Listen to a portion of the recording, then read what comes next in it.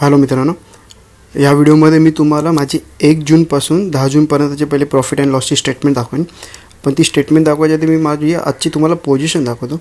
Okay, आज मला loss किती झाला ते. माझा आज लॉस झाला आहे 1238 रुपये. आणि जसं मी शॉर्ट्समध्ये अपलोड केलेलं की 1500च्या आसपास कधी लॉस होता, मला आता एक्झॅक्ट आठवत नाही, पण 1500-1600च्या आसपास माझा लॉस होता. तेव्हा मी एक शॉर्ट बनवलेला. तेव्हा मी सांगितलं मी कमीत कमी कॉस्ट टू कॉस्ट करायचा प्रयत्न करेन. पण कॉस्ट टू कॉस्ट झाला नाही. तो ऑलमोस्ट 2300च्या आसपास लॉस गेलेला नंतर. पण जसं एकच मला नंतर एक ट्रेड मिळाला, जो तुम्ही 2200-100चा ट्रेड बघता 1000 रुपये प्लस, तो मी 60च्या प्रीमियमला सेल करून 25पर्यंत मी निघालो. ॲक्च्युली मला टार्गेट 10ला निघायचं होतं, पण 10पर्यंत आला नाही. मॅक्झिमम तो 18पर्यंत आणि 18पासून मग परत तो 25ला रिटर्न गेला. अगर माझा 10पर्यंत आला असतं तर माझा एक परत बऱ्यापैकी एक लॉस आहे ना, तो एक थोडा अजून मिनिमम झाला असता. ठीक आहे, पण ठीक आहे, आजचा पण दिवस तर तसा वाईटच होता, कारण मार्केट एक रेंज बाउंडमध्ये असल्यामुळे ना लॉस होणारच. रेंज बाउंडमध्ये स्कॅल्पिंगवाले फक्त प्रॉफिट कमवू शकतात, ते पण लगेच एंट्री घेऊन लगेच निघायचं, आणि ते आपण करत नाही. आपण घेतो तर प्रॉफिट फुल घेतो, नाही तर मग आपलं एस-एल घेतो. बरोबर, तर आज तर काय प्रॉफिट झालं नाही. ते कंटिन्यू 3-4 दिवस मला प्रॉफिट नाही झाला आहे. आता आय होप उद्या किंवा परवा प्रॉफिट होईल, कारण हा वीक मी जसं सांगितलं, हा वीक आहे ना, हे साईडवेज वीक आहे. बँक निफ्टीने पण कुठे मुवमेंट नाही केली. ह्या मुवमेंटमध्ये ना प्रॉफिट मिळणं हे चान्सेस खूप कमी असतात. त्यामुळे जो आपला एस-एल आहे ना, तो एस-एल वाचून ठेवा. आणि मी माझं P&L का दाखवतं त्याच्या मागचा हेतू मी तुम्हाला सांगतो. फक्त मला प्रॉफिट किती झाला किंवा लॉस किती झाला त्याच्या मागचं ते रिझन नाही आहे. फक्त मी माझं जे रिस्क रिवॉर्ड आहे ना, आता रिस्क रिवॉर्ड काय असतं ते दाखवतो. कारण मला तुम्ही बघत असा बॅक टू बॅक 3-4 दिवस लॉस झालेत, पण मी लॉस करून पण मी प्रॉफिटमध्ये आहे की लॉसमध्ये आहे ते मी तुम्हाला दाखवतो. मी एंजलचं ओपन केलं आहे. अगर तुम्ही हे बघत असाल, तारीख 1 जून 2024 ते 10 जून 2024, बरोबर. रिअलाइज प्रॉफिट आहे 8144 रुपये मी प्लसमध्ये. टोटल चार्जेस ते सोडून द्या, म्हणजे आतापर्यंत मी नेट प्रॉफिट फक्त 6200 रुपये. आणि फक्त सिंगल लॉटवरती. मी जसं सांगितलेलं की इलेक्शनचा रिझल्ट येईपर्यंत आपण सिंगल लॉट मारू, आणि आत्ता मी डबल लॉट चालू केलेत. ओके, पण समजा आता डबल लॉट असतं तर हा प्रॉफिट माझा 6200चा डबल झाला असता. ठीक आहे, पण ठीक आहे, आता आपलं 6200 प्रॉफिट आहे. अगर तुम्ही 3 तारखेला बघाल 3000 रुपये प्लस आहे. 4 तारखेचं सोडून द्या, जास्त प्रॉफिट नाही आला. 5 तारखेला बघाल तर 4200चा प्रॉफिट आहे. ओके, 5 तारखेला तुम्ही लॉस बघा माझा. तुम्ही लॉस बघा आणि म्हणजे प्रॉफिट बघा.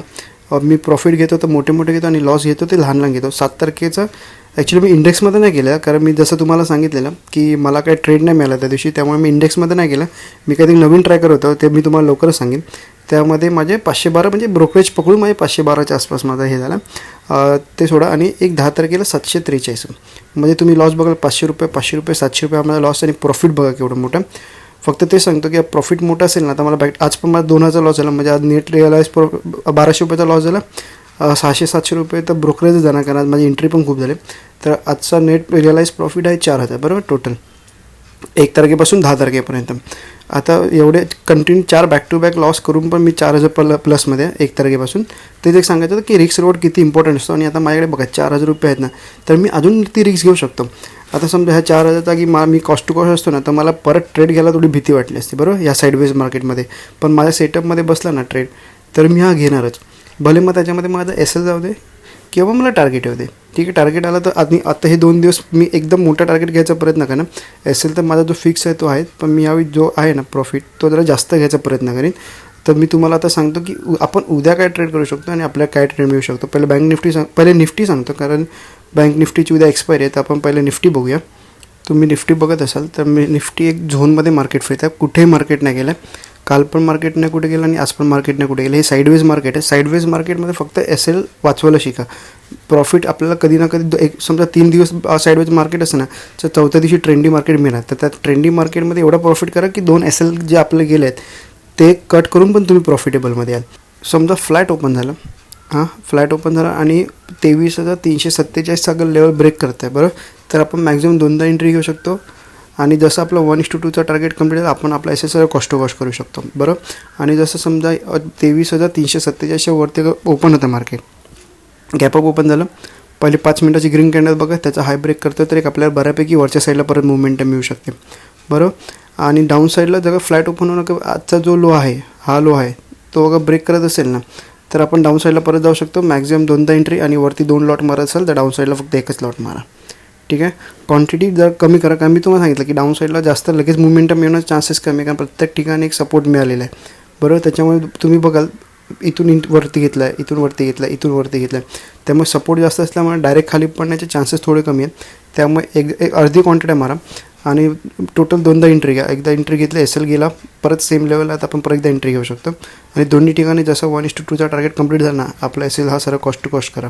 कारण काय ना, मार्केट जास्त वॉलेटाईल आहे. मार्केटला वरती यायचं असेल ना, तो लगेच जाणार. पण अगर परत खाली येऊन तुमचं ट्रेलिंग SL घेतला ना, तर तो दिवससुद्धा साईडवेजच मार्केट समजून जायचं. ठीक आहे, एक रेंज बाउंडमध्ये बायर्सला प्रॉफिटच नाही होणार.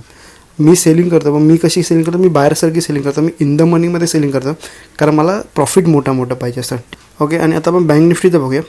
बँक निफ्टी पण बघाल तुम्ही, एक रेंजमध्येच मार्केट आहे. कुठे एक मोठी मोमेंटम नाही झाली.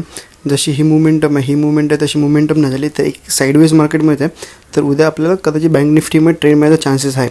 अगर समजा उद्या नाही मिळाला ना, तर समजा त्या पुन्हा वीक हा साईडवेजच असेल. ठीक आहे, तर उद्या एक मिळणं थोडं गरजेचं आहे, कारण ऑलमोस्ट 2-3 दिवस मार्केट हे साईडवेज गेले. अगर 49,700च्या वरती अगर मार्केट ओपन होतं आहे बरोबर, आणि पहिली ग्रीन कॅन्डल बनवत असेल ना, तर आपण वरच्या साईडला जाऊ शकतो. मॅक्झिमम 2दा एंट्री घेऊ शकतो. ओके, मी स्वतः काय सांगणार, मी सांगतो मी 2 PE सेल करीन अगर वरच्या साईडला ओपन झालं तर. ओके, आणि जसं माझं 1:2 किंवा मला एका लॉटवरती अगर 1000 रुपये प्लस दिसत असेल, मी माझा SL हा सारा कॉस्ट टू कॉस्ट करीन. कारण मग त्याला जायचं असेल तो डायरेक्ट जाईल, परत मग खाली येणार नाही. ठीक आहे, मॅक्झिमम 2दा एंट्री घेईन. एकदा SL हिट झाला सेम लेवलला, परत एंट्री घेईन. आणि समजा खाली ओपन झालं आणि पहिली रेड कॅन्डल बनवत असेल, तर मी डाऊन साईडला जाईन, पण अर्धी क्वांटिटी. म्हणजे जिथे आता वरती 2 मारत होतं, तर डाऊन साईडला फक्त 1 क्वांटिटी मारेन. ओके, आणि मॅक्झिमम 2दा एंट्री घेईन. जसं 1:2चा टार्गेट कंप्लीट झाला, मी माझा SL हा सर्व कॉस्ट टू कॉस्ट घेईन. आणि मी तुम्हाला सांगतो मॅक्झिमम प्रॉफिट आहे ना, मी उद्या एका लॉटवरती 3000 अगर वरती जात असेल, तर मॅक्झिमम प्रॉफिट एका लॉटवर 3000 घ्यायचा प्रयत्न करेन. तसे मी टोटल 2 लॉट मारेन, आणि डाऊन साईडला 1 लॉट मारल्यामुळे फक्त मॅक्झिमम प्रॉफिट हा मी 3000 घ्यायचा प्रयत्न करणार. मी जरा डीप इन द मनीमध्ये उद्या सेल करेन. जे प्रॉफिट होईल, जे लॉस होईल, ते आपण उद्या बघून घेऊ. ठीक आहे, लॉस झाला तरी काही फरक पडत नाही, प्रॉफिट झाला चांगली गोष्ट आहे. ओके, आणि समजा मोठा गॅपडाऊन झाला आणि त्यानं अगर ग्रीन कॅन्डल बनवायला चालू केली, ठीक आहे, सुरुवातीला 15 मिनिटाची, आणि ग्रीन कॅन्डलकडून 49,700चा लेवल ब्रेक करतात, तरीसुद्धा मार्केट एकदा वरती जाऊ शकतं. ठीक आहे, पण सुरुवातीला सगळ्यात बेस्ट काय असेल, थोडं गॅप ओपन झाला आणि सुरुवातीपासून अगर त्या मार्केटने मोमेंटम दाखवलं ना, तर एक वरच्या साईडला मोठी मोमेंटम आहे. ओके, आणि आज कोणाकोणाला प्रॉफिट झाला आणि कोणाकोणाला लॉस झाला मला कमेंट्समध्ये सांगा. आणि ह्या व्हिडिओबद्दल काही तुम्हाला डाऊट असेल तर कमेंटमध्ये तुम्ही सांगू शकता. आणि व्हिडिओ आवडला लाईक करा, चॅनलला सबस्क्राईबसुद्धा करू शकता. धन्यवाद.